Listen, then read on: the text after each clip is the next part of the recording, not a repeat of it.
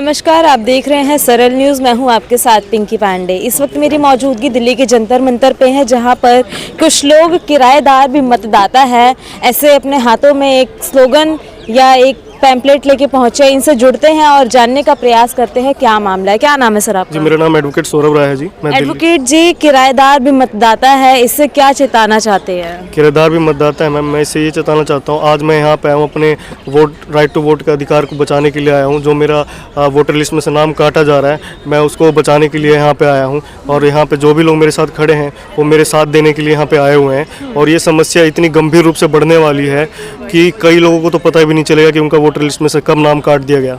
तो कमरा खाली कर दिया होगा, उसके बाद कटा होगा ना? कमरा हम वहाँ से खाली कर रहे हैं, हम दूसरी जगह जा रहे हैं मैम। तो वहाँ से मकान मालिक सारा वोटर लिस्ट में हमारा नाम हटवा रहे हैं, ये ठीक है। लेकिन जो बीएलओ है, जो रेंट एग्रीमेंट अब मांग रहे हैं, अब वो रजिस्ट्री वाला रेंट एग्रीमेंट, तो कहाँ से कौन मकान मालिक रजिस्ट्री वाला रेंट एग्रीमेंट बनाएगा? उसको टैक्स देना पड़ेगा। तो इलेक्शन कमीशन के फॉर्म होते हैं, उन पे जाके आप ऑनलाइन डाल दीजिए। जो हमारे पास बीएलओ आ रहे हैं, बीएलओ हमें बता रहे हैं कि आपका वोटर लिस्ट में से नाम हटाया जा रहा है। क्यों? क्योंकि आपके पास रजिस्ट्री वाला रेंट अगर बचाना चाहते हो तो रजिस्ट्री वाला रेंट एग्रीमेंट बना लीजिए। और ये समस्या, तो रेंट एग्रीमेंट तो हर मालिक को बनवाना पड़ता है मैडम। नोटरी वाला एक दो तरीके के होते हैं, प्रकार के होते हैं। नोटरी वाला नहीं चलेगा, रजिस्ट्री वाला कोर्ट से बनता है, जो बनाने के लिए उसको फिर टैक्स देना पड़ेगा उसको, मकान मालिक को, जो किराएदार रह रहे हैं मकानों का। कितना टैक्स देना पड़ेगा एक किराएदार को?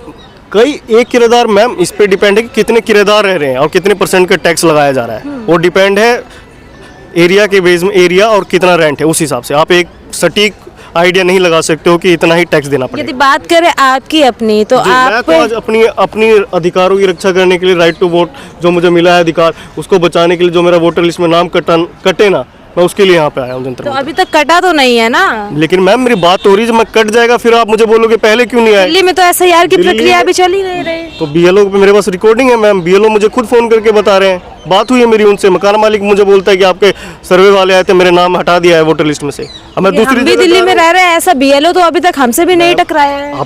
आपसे नहीं टकराने का मतलब ये थोड़ी ना कि मेरे से भी नहीं टकराया। मेरे पास आया जब भी मैं यहाँ आया हूँ ना, मैं क्यों आऊंगा यहाँ पे? तो आपके पास भी अंकल कोई ऐसे बीएलओ की कॉल आई है कि मतदाता सूची से नाम कट जाए? इन्फॉर्मेशन देते हैं एक दूसरे बीएलओ कॉल नहीं करेंगे मैम, बताते हैं, वो नहीं बताएंगे ना। बीएलओ कॉल नहीं करेंगे, आपको जानकारी लेनी पड़ेगी। आपको मकान मालिक, जैसे मुझे मकान मालिक ने बताया तो मैंने बीएलओ कांटेक्ट किया कि मैम साधारण तरीका बताइए, इसे कैसे अपने को, मैं अपना वोटर लिस्ट में अपना नाम जारी रख सकूं और अपने अधिकारों को बचा सकूं, राइट टू वोट का।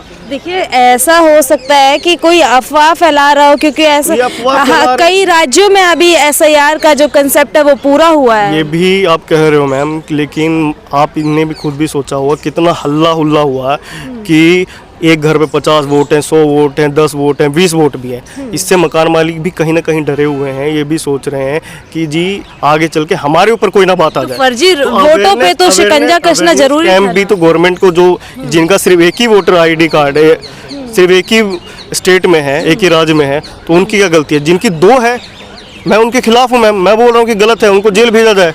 और आप भी किराएदारी है? मैं भी किराएदारी हूँ मैम, जब भी मैं यहाँ पे आया हूँ, वरना मैं क्यों आता? आपको क्या नाम है मैम? आहुति शर्मा। आहुति जी, आप भी दिल्ली में रेंट पे ही रहती है? नहीं, हम सौरभ भैया के साथ हैं। अच्छा, मोर्चे में साथ देने आई है? यस। नहीं, सबके साथ है, तभी मैं अपनी बात लोगों तक पहुँचा रहा हूँ। आप किराए पे रहते हैं या आप भी मोर्चा संभालना है? सोशल वर्कर हूँ। अच्छा, मैं सौरभ जी के साथ हूँ। ये तो है बहुत बड़ी जटिल समस्या है, बोल रहा हूँ। मतलब किराएदारों की हक की लड़ाई जीतवा के माने?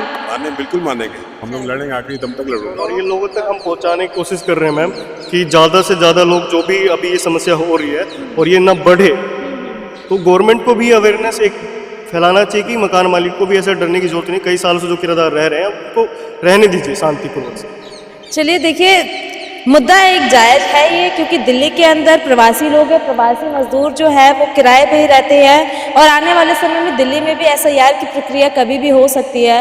और किराएदार जो कमरा खाली करके एक दूसरे पुराने मकान को, यदि उनका मताधिकार है, निर्वाचन का कार्ड बना हुआ है, तो वो कहीं ना कहीं कट सकता है। ऐसे में ज़रूरी है कि इलेक्शन कमीशन की गाइडलाइंस को फॉलो किया जाए और अपना जो मतदान है वो दूसरी जगह पे शिफ्ट करा लिया जाए, ताकि मताधिकार जो है वो छीना ना जाए आपसे। अब इस खबर को लेकर आपकी अपनी क्या प्रतिक्रिया है कमेंट सेक्शन में ज़रूर बताइएगा, और ऐसी अन्य खबरों के लिए बने रहिए हमारे साथ। आप देख रहे हैं सरल न्यूज़, मैं हूँ आपके साथ पिंकी पांडे।